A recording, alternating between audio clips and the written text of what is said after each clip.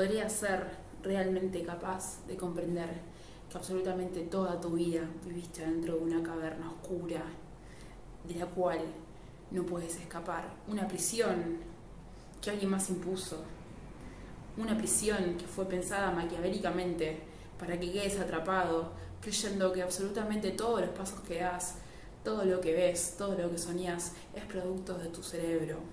Pero no, simplemente fueron cosas que alguien más te impuso, esa Matrix que fue creada para controlarte, ese gran hermano que estamos viviendo día a día y no nos damos cuenta.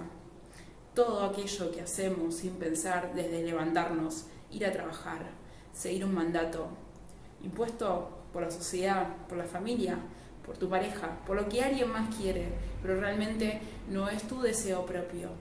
La única forma de poder vivir plenamente lo que cada uno quiere es conociendo el mundo y conociendo qué es lo que te mueve por dentro.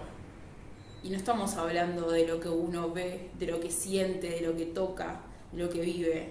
Estamos hablando de un plano superior, de algo que no podemos tocar, de algo que no se mueve, que no muta, simplemente de la apreciación de las cosas en sí mismas.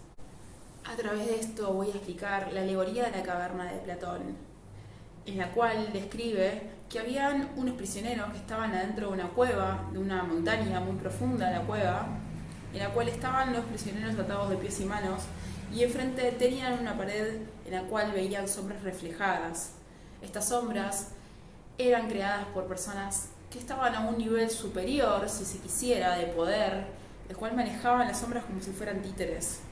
Entonces, estos prisioneros solamente podían apreciar lo que estas otras personas querían que vieran, sombras. Entre ellos peleaban, discutían de dónde provenían las sombras, qué podían ser, incluso hacían como una especie de juegos o torneos a ver quién se acercaba más a la idea de esa sombra, a ver qué era.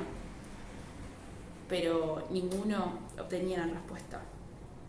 La única forma de poder salir de esa caverna mental, esa mentira la cual creemos diariamente, es atravesando todo el largo camino del conocimiento.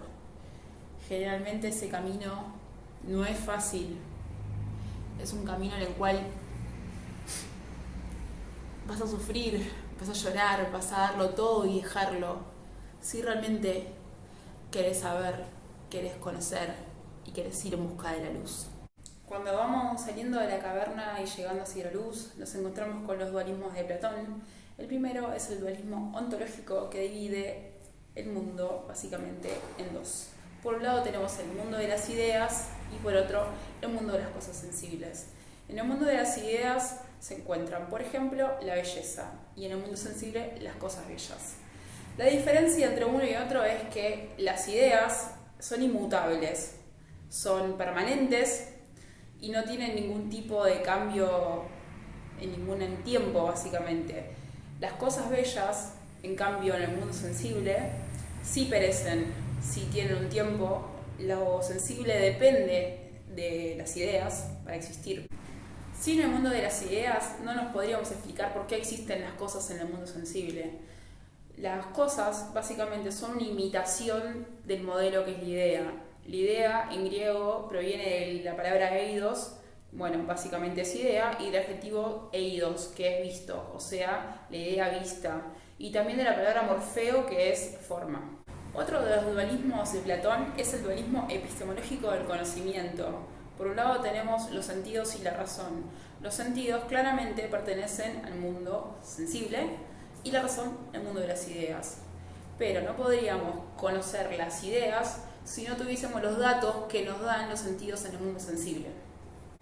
Por otro lado, tenemos el dualismo antropológico del ser humano, el que reside el cuerpo en el mundo sensible y el alma en el mundo de las ideas y la razón. Se dice que el cuerpo es básicamente la prisión del alma y ésta anhela liberarse del cuerpo para poder llegar al mundo de las ideas. Y como último dualismo de Platón, divide por un lado la ciencia o episteme de la razón o doxa. La ciencia pertenece, como siempre, al mundo de las ideas y la doxa al mundo sensible. ¿Qué tiene el conocimiento sensible? Que es cambiante, no es certero. Por ejemplo, tenemos un remo fuera del agua, parece recto, pero en cambio cuando estás sumergido parece que se quiebra. La ciencia es el único camino verdadero para poder llegar al mundo de las ideas, ya que contempla el conocimiento del mundo inteligible, que es inmutable, que no cambia. El conocimiento propiamente dicho. Y el resto son experiencias efímeras de las cuales no hay certeza y por ende de la doxa no nos podemos fiar si queremos llegar al conocimiento, ¿no? A la idea del bien. Bueno, para poder llegar a todo esto que venimos hablando, Platón nos plantea el paradigma de la línea, que es básicamente cómo llegar a la idea del bien, que es la idea suprema de todas las ideas, ¿sí? Del orden de todo el mundo. Entonces, por un lado tenemos la división de los entes. Entonces, en el mundo sensible tenemos lo más bajo, que es el no ente. El primer escalón sería la imaginación del ser humano. El segundo escalón vienen las cosas sensibles, o sea, nosotros, el auto, el perro, el gato, el caballo, todas las cosas en el mundo donde vivimos. Luego pasamos al mundo inteligible. Por un lado tenemos las ideas matemáticas y arriba tenemos las ideas metafísicas y morales para poder llegar al ente, que sería la idea del bien. Y a su vez también tenemos las facultades de conocimiento para poder llegar a esas ideas de bien. En lo más bajo, de vuelta en el mundo sensible, tenemos a la imaginación o icasía, luego tenemos a la creencia o pistis, todo esto forma parte de la doxa o opinión. Y luego para el mundo de las ideas, el mundo inteligible, corresponde la ciencia o episteme, que primero está compuesto por el entendimiento, que es la dianoia, y arriba de todo la inteligencia o la noesis. Para conectar un poco todo lo que ya venimos hablando, desde la alegoría de la caverna, pasando por el paradigma, básicamente Platón cuando nos habla que estamos adentro de la caverna porque estamos en el mundo sensible, ¿sí? En el mundo de la opinión, de la doxa. En cambio, atravesando todas las facultades de conocimiento es la única forma en la cual podemos salir de la caverna, llegar a la luz, llegar a la idea del bien supremo de todas las cosas. Y por esto es justamente necesario que atravesemos todas estas instancias del conocimiento para poder llegar a la idea suprema del bien, ¿no? Y no comernos el verso de lo que viene otra persona, o ya como veníamos diciendo antes, ¿no? La Matrix, esta imposición, y poder vivir la vida plena realmente sabiendo lo que está sucediendo y no la bajada de línea que te hace otra persona. Bueno, ahora nos vamos a meter un poquito con el texto de Tarkiewicz, eso que habla sobre Platón, y define los términos de belleza por un lado y de arte por el otro. Con respecto a la belleza, Platón sostenía que no solamente existe la belleza física, estética, sino que también está la belleza del bien y de la verdad. Esto es como lo que venimos hablando desde hace rato ya, que es la trilogía de lo bueno, lo bello y lo verdadero.